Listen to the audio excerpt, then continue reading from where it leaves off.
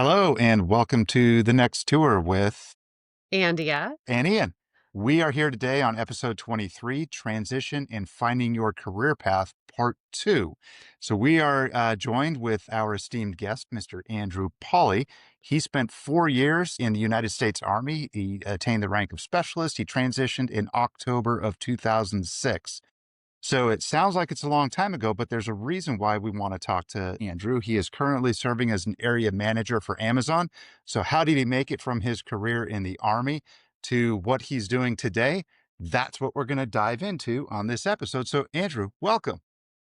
Really, really glad to be here, guys. So I do have to say, like, when we were prepping, like, you were talking about how you've watched many of the podcasts or listened to them. And I feel like I'm like hearting you because I feel like you're like one of our biggest fans. So I think that's super fun. And thanks for thanks for being a fan. So we want to start out. I know you've had, a pretty awesome career journey, I would say, since transitioning. And, I think it'd be great if you could kind of share that journey and just reinforce maybe for our listeners, watchers, how achievable are those dreams? Like maybe at times you didn't feel that way, but if you could just share that story with us, I think that would be a fantastic way to get us started. Sure. Well, first off, your use of the adjective "awesome" is much appreciated. Others would call it maybe frenetic, maybe a little helter skelter. I think there's a common thread though. So I ETS'd in October of 2006. There's no veteran story who's the same, right?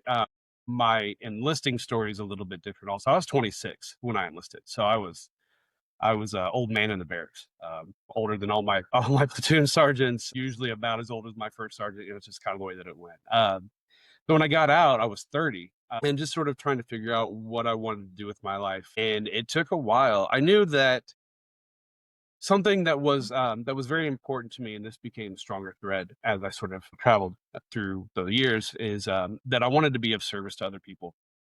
I don't know if that was something that was necessarily instilled by the military or just reinforced. Definitely reinforced, at least. But it took me a while. Probably about 6 or 7 months afterwards, I was working as a barista at Starbucks. Just trying to figure out what I was doing with my life. Decided I want to go back to school, and the more I thought about it, I thought, teaching feels like a really good space for me to be in. I've always been a huge reader, not been the greatest student, mostly because I was that overachieving or that underachieving smart kid, as one of those in their family. But I always liked, English was sort of my main thrust. So I went to school to be an English teacher, Indiana University in Indianapolis, and was hired right away by an inner city, the Indianapolis Public Schools, which is sort of the public school system for downtown Indianapolis. Did 6.5 years at Arsenal Tech, which is in one of the more dangerous neighborhoods in Indiana. Mostly because I just felt like the place I could have the greatest impact would be the place where the most resources are needed. Just wanted to make a positive impact on other people's lives. That's been my whole point. So did that for about 6.5 years. Started to get a little burnt out. I had this problem. I used to call it, I have a problem with trying to save the world. So I would take, all these students, and all these students were all just so incredibly needy. I knew who was pregnant before their parents did. I knew who was using Mhm. drugs, who was in gangs, who were what kids were homeless. Like they came to me. I never ate lunch alone. And building that rapport and those relationships with those students was very, very rewarding. But also, it took a big toll on me emotionally. Ended up just at a certain point, I realized, I'm not being the best me I can be anymore outside of work. So decided to move on. Wasn't sure what I wanted to do. I was betting on myself. And boy, job market wasn't great in 2012. uh, no, I'm sorry. 2018. That's when I turned in my resignation. But yeah, job market was awful. So scrambling, trying to figure out what I wanted to do. My mother actually is a nurse, and she worked at a methadone clinic. So she said, "You know what? We're hiring. I got to start there as the P guy to spend 40 hours a Fun. week doing urine tests." Yeah. Well, I don't know if fun is the word, Andia. Not sure. Yeah, probably not. So I did that. It took them about 6 months to realize that I was probably a little overqualified for that particular position. They've moved me into intake, where I was responsible for trying to get as many of these patients in to the clinic as quickly as possible because they were all in withdrawal. They were all going through it. Again, this is me trying to serve the most needy in our society. That's just kind of what I do, I guess. So did that for a little while.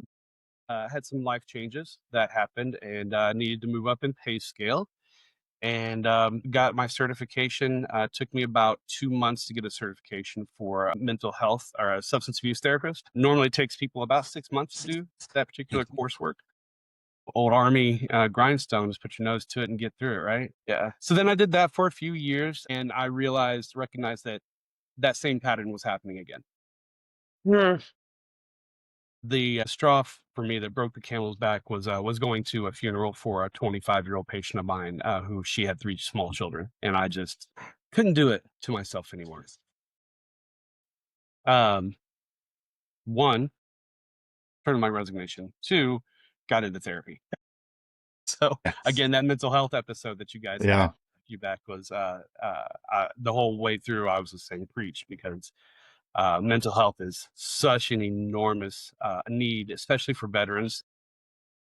You know, that stigma just is still there. It's still strong. So yeah, again, thanks for doing that podcast. I think that more people need to hear that. So then I kicked around for a little while trying to figure out what I wanted to do. I worked for a while as manager for a home health care company specializing in kidney disease. Again, trying to help and get that. This was the elderly, most of them, and ended up getting laid off. Actually, it was a startup. I wasn't prepared for the startup world. I wasn't really aware of that sort of life cycle.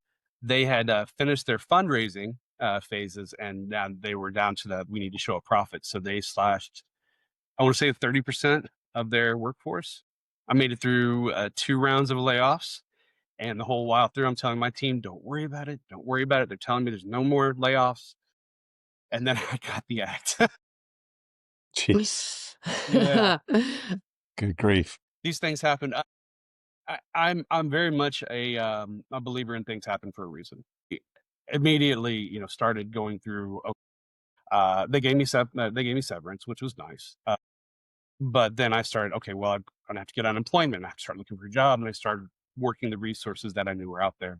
Work One Indy, I think, is the organization you have to go through if you're going to claim unemployment in Indiana. For that, you have to go and meet with a counselor, et cetera, et cetera, et cetera. And I was in a meeting with a guy for 5 minutes who's like, "Yeah, you don't need to be here.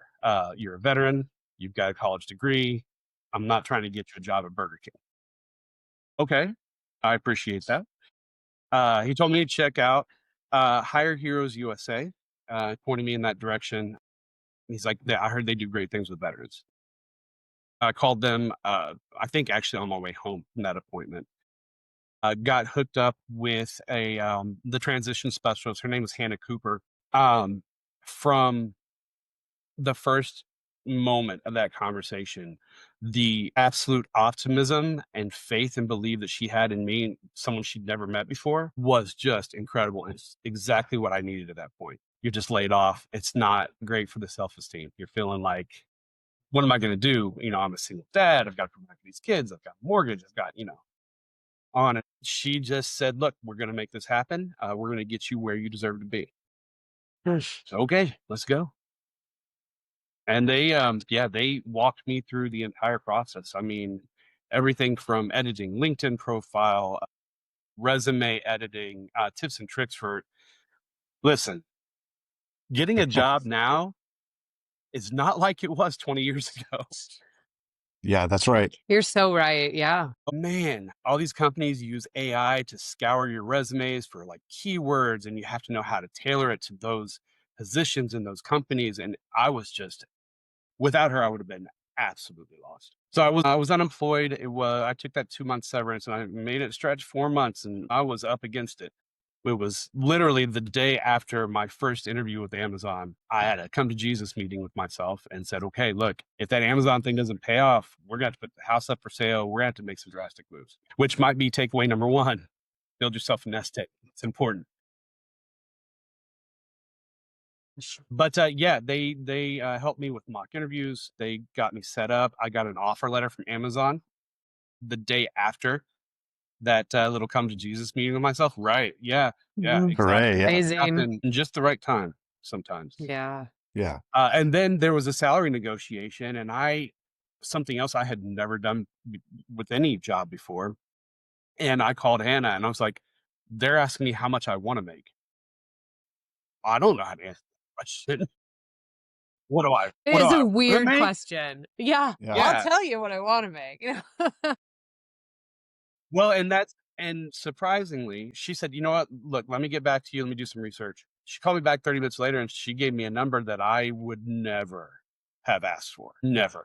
And I said, I can't ask." She said, "Look, this is what in your area, this is what you should ask for." And I thought, there's no way. But I took a big swallow of pride and said, "Okay, let's put that number on there." Send it out. They came back 10 minutes later with a number that was that much less.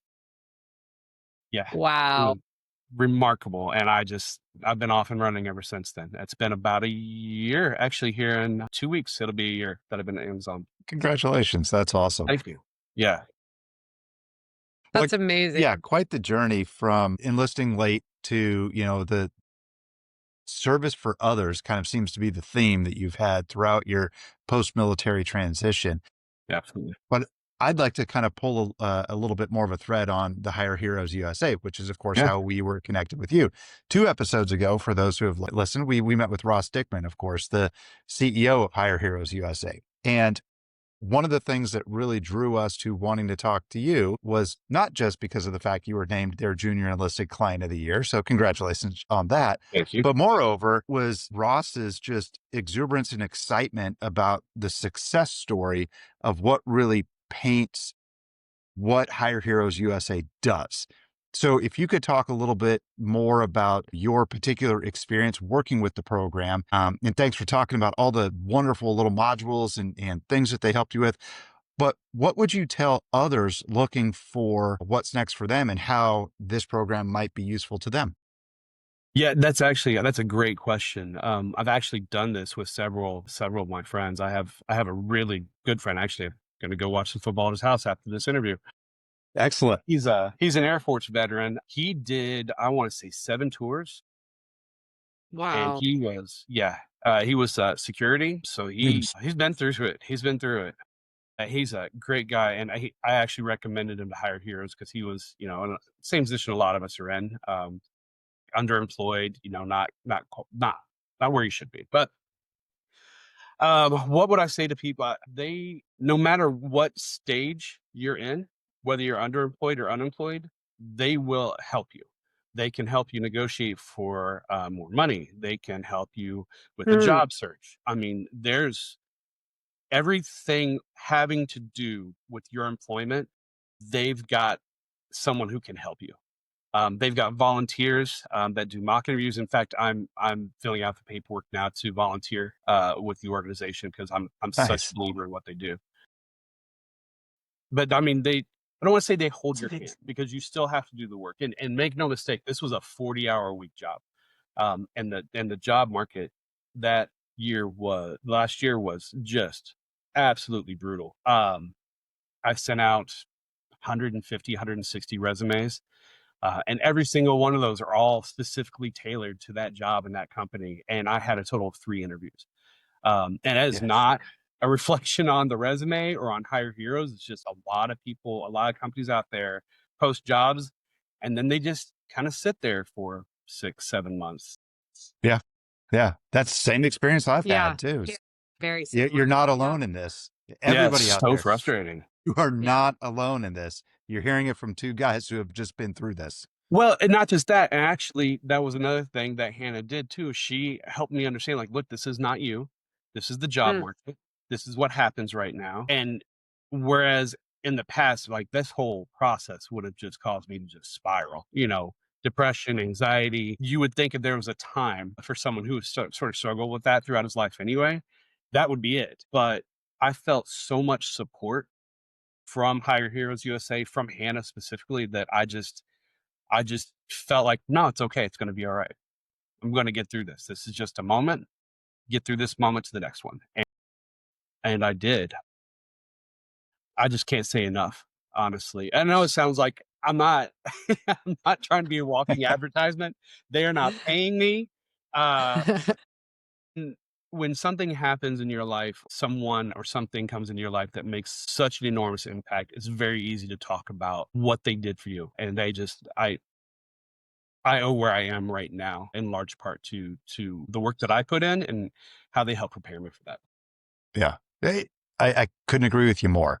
It's really easy to talk about good people doing good things. And the more that we can share that word to, enlighten and embolden and empower others to be able to get onto that, we're all for it. And hey, Absolutely. listen, good people doing good things. Ross, I had a chance to meet him at the gala. They flew me out to Atlanta. It was a whole thing.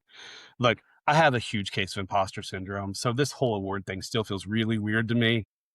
I had an opportunity to meet Ross, and you want to talk about I mean, in common parlance, like he's just a good dude, like all the way around. He believes wholeheartedly in this mission, and he's doing it for the right reasons. And I feel very blessed to just, be associated, honestly. Likewise. I mean, although we're not participants of the program itself, we are wholehearted believers in what he's doing. And we want to be able to continue to share that word in case in point by having someone like you on. So Yeah. yeah. Absolutely. So I'm going to ask you this next question. This is probably going to sound a little weird because I do believe, and as you said, I believe in it too. Like everything happens for a reason. So like you went on this journey, which I feel like got you to where you are today. But like, And what if an incredible you, journey, I by the know, way. honestly, but if you went back, let's say to 2006, and you wanted to give yourself one piece of advice, what would be sort of that key piece of advice that you would give yourself, and why? A great question. 2006, me, I probably would have said, be patient with yourself and the system. Give yourself some grace and some time. Transition is so hard. You're going from you're going from an environment where everything is decided for you, you know, where to be, when to be there, what to wear, what attitude to have when you get there, like, soup to nuts. Like you're given like everything that you need and told exactly what to do. And then you are all of a sudden the whole world is open to you. You have unlimited options and it's overwhelming. Mhm. You cope with sort of a loss of identity to an extent. I mean, I was only in for 4 years. I can't imagine. I mean, you retired, right? That's so you 20 how many years? Over 23. 3. Man, that is I can't imagine the transition after 23 years of doing that in that environment to just being a civilian.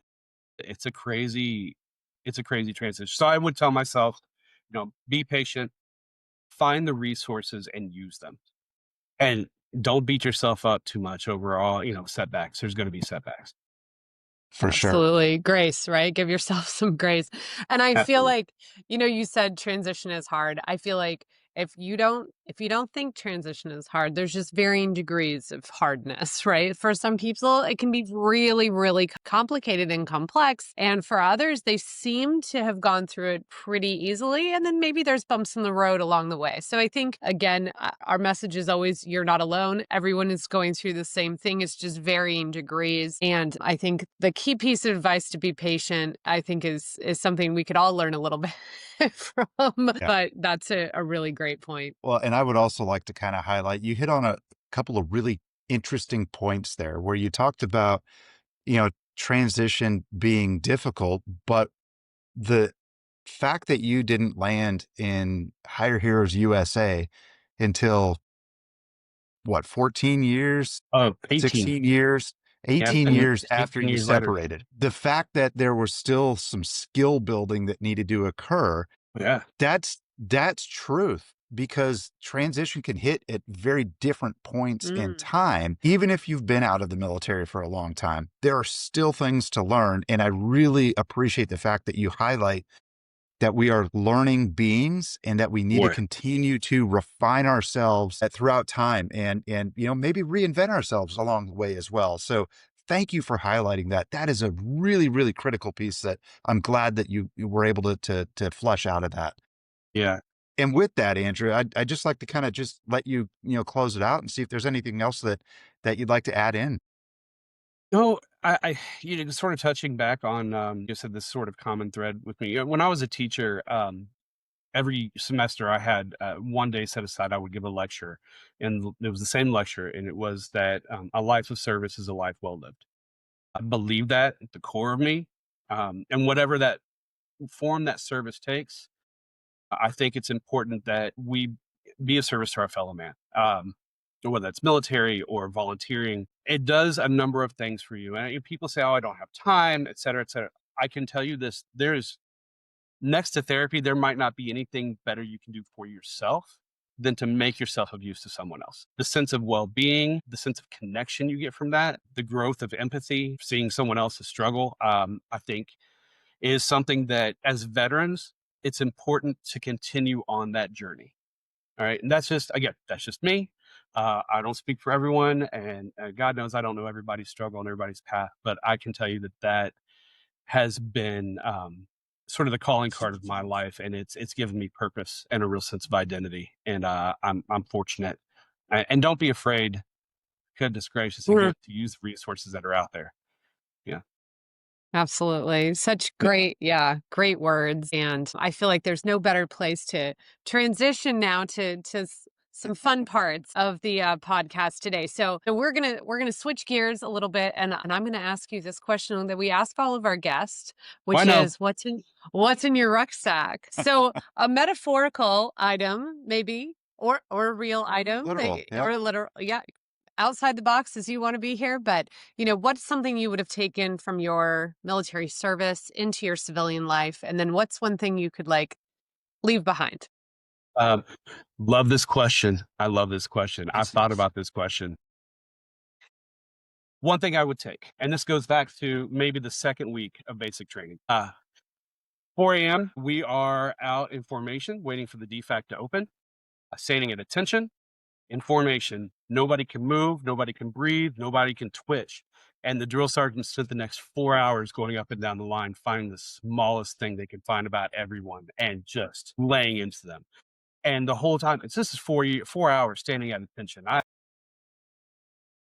It's After a painful. while, so at a moment, I don't know, it was a moment of clarity, zen, I'm not sure what, but as I'm staring through the skull of the soldier in front of me, it came to me that you can endure anything.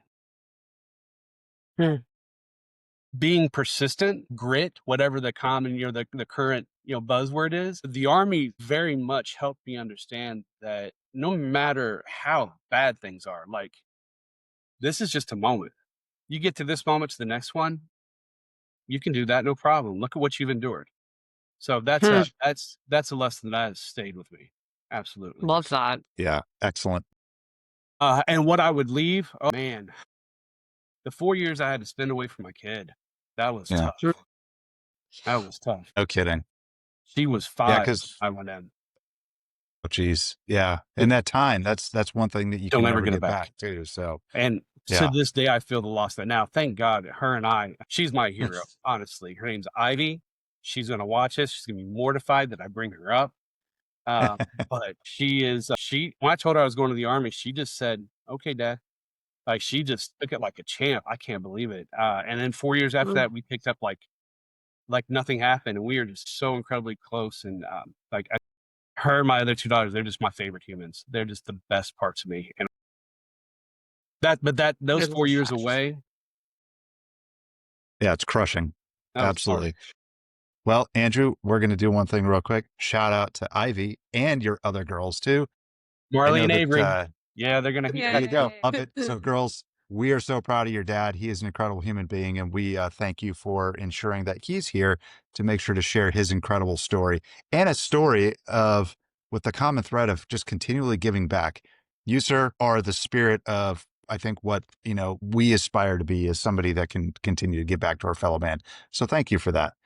And I will then yeah, we don't need to cry on I this know. episode. All right. Well, we're going to wrap up real quick with the next segment, our final segment called Two Truths and a Lie military style. So we're going to give you the opportunity to guess of which fact is the lie from our previous guest. So our previous guest is Mr. Ryan Pavel. He is the CEO of the Warrior Scholar Project. And here are his 3 facts. And you got to pick, again, which one is the lie. So number 1. Oh, wait, you got to set it up first. Oh, yes. Okay. So, yes, this was a little bit of a different spin. So, Ryan was deployed, and during this deployment, all of them are related to the number 30. And they all happened apparently during this deployment period. So, all right, as you can imagine, because you've been downrange, you understand this. Number 1, they killed 30 mice during Operation Mickey Murder over the course of 2 weeks. Number 2, they amassed 30 Christmas trees and decorated their unit area. And number 3, they consumed 30 Rippets in one night shift. Which one is the lie? Where was he deployed? Where was he again? He was in Iraq, I think. Okay. Wasn't So. he? Yeah. All right. The mice thing, I believe it. If anything, that number might be a little low. Throw in some camel spiders too, and we definitely got a party. I'm going to say the Christmas tree thing, so I don't think they could find 30 Christmas trees. That was Ian's guess, That was too. my guess, too. That's actually true. Hey! So the lie was the Got me. 30 Rippets in one shift. I think he said they got like 20 or 24 or something like that. It was a very small team. So even still, I'm glad that nobody's heart exploded that night. 30 Rippets. Boy, those energy drinks were like gold. And they were everywhere. I didn't even know what they were until he told us this. So that was why I guessed that one. So, yeah. But yeah, somehow they got 30 Christmas trees together. I have no idea. Yeah, anyway, pretty incredible. crazy. I want to hear that story. That sounds like a prime acquisition mission right there. Somebody's quartermaster was working overtime. No kidding. All right. So, Andrew, over to you, where we'll reveal your 3 facts and let our next guests try to determine which one is the lie. But what are your 3 bits of information that we'll reveal on the next episode? I don't have a common thread, although I wish I had thought of that. That's great. Let's see. Okay. 1, I am a published writer. 2, I have traveled Cuba. And 3, I have been on tour through the Midwest as a speaker. Huh. Ooh. I like all of those. I know. I can't wait to figure out which one it is. But again, we'll reveal that on the next episode of the next tour. So, Andrew, again, thank you so very much for being here. You have an incredible story, and you really brought out some incredible pieces of information that we are so excited to share with our viewers and listeners out there. So again, thank you so very much. Great. And hey, thanks for having some lower enlisted people on. I agree, because everybody transitions at some point. Everyone does. Absolutely. Absolutely. I appreciate you guys. Thank you so much. Yeah. Well, we know you don't love the spotlight, but we do really appreciate you being the spotlight on our episode today. So thank you so much. And everyone out there, please, like, subscribe, let us know that you're watching. Go ahead and drop a comment to us, ask us questions. We'd love to hear from you. Give us ideas if you've got guests that you'd love to have highlighted. Yes, absolutely. So you can find us on Spotify, Apple Podcasts, Audible, Amazon. You can also, of course, find us on YouTube and everything. LinkedIn, Facebook, and the website. Instagram. We're all over the darn. Yeah, get them all. So Get them all. The next tourpodcast.com. You can find everything from there. But thanks for joining us today, and we'll see you next time on the next tour.